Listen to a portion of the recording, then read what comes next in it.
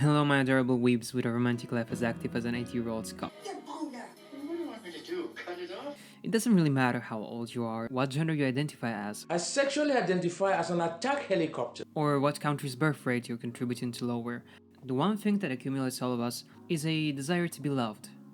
And well, although the best way to make that desire a reality is to, well, actually venture out in the wild and interact with people, for many of us that just sounds like the most atrocious torture ever conceived. Such that even Dante's description of hell seems like a stroll at the park in comparison. So then, how can we experience at least a bit of that roller coaster of emotions that falling in love makes us feel? It was kinda obvious where I was going with it, wasn't it? Now, this is the third romance anime top I made in like 3 months, and this channel is starting to become a bit too topical for my liking. Yet, here we are again. Today I wanted to make a list of those that I think are the best romance series that came out during this last season. And oh boy did we get many of them. Let's start this top with a wholesome shit show that is Dangerous in My Heart. You know how romance anime usually works, right? There's an MC, usually a pretty normal guy that happens to find himself, under different circumstances, liked by a number of girls that can go anywhere from 1 to however many datas the author can fit in the story, without forcing you to take notes in order to distinguish them. Well, in this anime there's just one girl, and she's, well, fairly unproblematic as well. This time, it's the guy to be the issue. You know, we've already seen it all. Shy MCs, perverted MCs, Son of a... as well as extremely edgy MCs.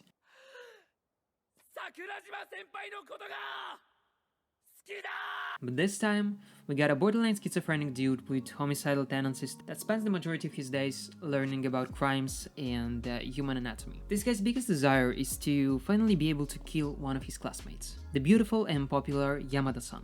You know, anime already be normalizing a bit too much stuff, but now, I mean, why the hell not? Let's normalize wanting to kill your classmates. Who shot up the school? Was it you? Now, this anime series has it all.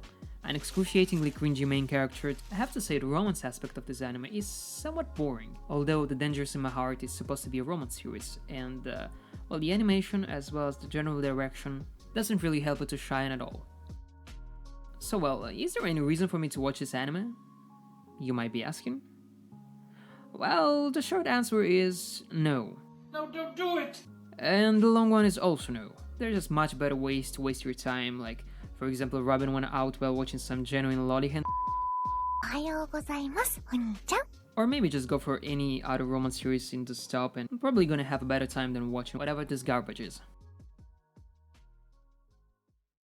Okay, this one is slightly better.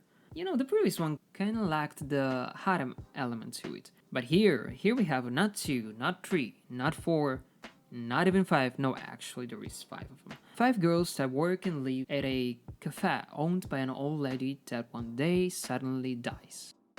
Her grandchild, after learning about the fact that his beloved grandma has passed away and left him the entire restaurant, pulls the coldest, child-worthy idea ever. Let's demolish it and make it into a parking lot. But once he arrives at the cafe to check out the place where he spent his entire childhood, he gets greeted with the trashiest, most cliché harem welcome ever.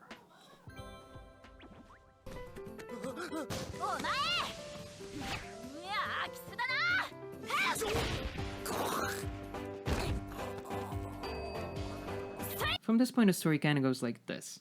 Please do not demolish this building. We don't have anywhere to go. Aren't you sad about the death of your grandma?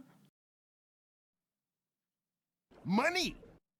But please! Money! Okay girls, don't panic.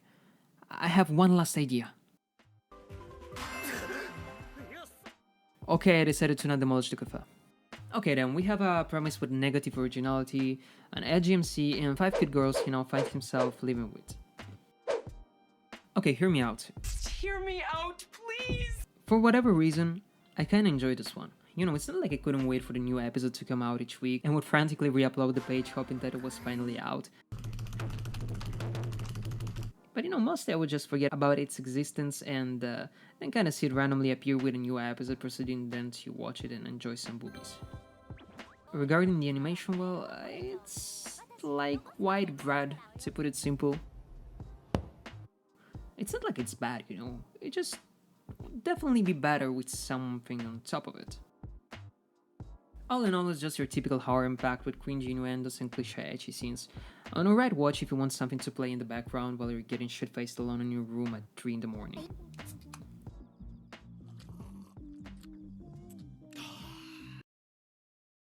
Skip and Loafer is a series I had absolutely no knowledge about prior to its airing, and while me being an avid consumer of slice of life series, I get kinda disappointed with myself for not discovering this little gem earlier.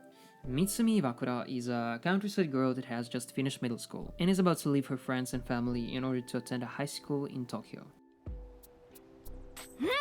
今日から東京の高校生です Where she's gonna live with her aunt. Who, by the way, is a trans woman. Yo people, anime is evolving. Mitsumi has huge ambitions like becoming school president and then later in life to become an important politician, but let's say that her first day of school doesn't start in the best of ways for her reputation.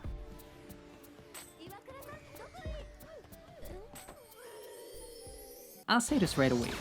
If guns, explosions, and titties is what you're looking for in anime, then Skip and Loafer is not for you. It's an incredibly wholesome and inspiring story with romance being, let's say, a quarter of the entire package, although it is quite nicely implemented and developed. The art style is also quite worthy of notice, with its pastel looks and extremely cute character design. Oh, and by the way, Mitsumi's voice actress is just a very unique sounding voice for a female MC in anime. 今日から東京の高校生です And well, I couldn't do otherwise than put Insomniacs After School at the top of this list. By the way, I already made a video about this anime some time ago, so be sure to check it out. Made by Studio Liden Films, that already graced us with some of the most cum-inducing night scenes ever animated. Magari and Ganta meet each other at the school observatory. That was used by the astronomy club before closing, and that they both thought would make the perfect spot to hide and nap during the day. Once the teachers find about this though, and forbid them to use the observatory as they like, well, they decide to become official members of the astronomy club without really giving a shit about astronomy. Honestly speaking, quite an original premise for rom-com standards. And hear me out, no ecchi whatsoever. Well, kinda. Nice. Once again, a story with quite a slow pacing, literally having scenes that show nothing more than its two main characters napping in the observatory. Yet its slow pacing and placid atmosphere is what I think makes it extremely enjoyable. In a world where media is becoming more and more packed of content and more often than not action-based, it honestly feels kind of refreshing to have an anime where the main goal of the two MCs is not something like saving the world, becoming a hero, or winning an incredibly difficult tournament. No, the main goal that Ganta and Magari share is to be finally able to sleep, and the only way they somewhat manage to achieve it is by talking each other to sleep, or just by simply sleeping while embracing each other.